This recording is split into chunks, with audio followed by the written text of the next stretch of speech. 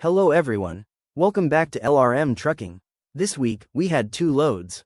The first load was a power-only reefer load from Acton, Ontario to Warsaw, North Carolina, with a meat inspection at the border. We charged $3,800. Due to a snowstorm, the receiver was closed on Wednesday, January 22nd, and we had to lay over for a day, charging $450 for the layover.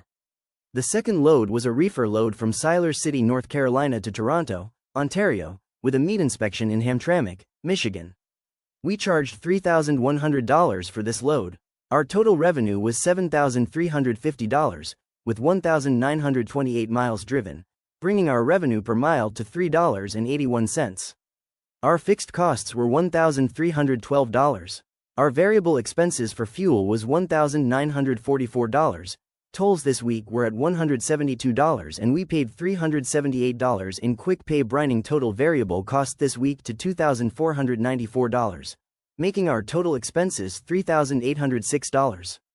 After all the expenses this week, we profited $3,544, which is about 48%.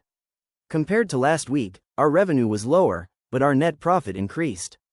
Last week, our revenue was $8,000, driving 3,510 miles, and net profit was $3,311, whereas this week we only drove 1,928 miles with profit of $3,544.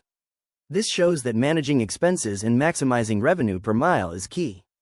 Thanks for watching. We're committed to sharing real numbers and giving you an inside look at what it's like to run a trucking business. If you found this helpful, hit that like button and subscribe for more real-world trucking breakdowns.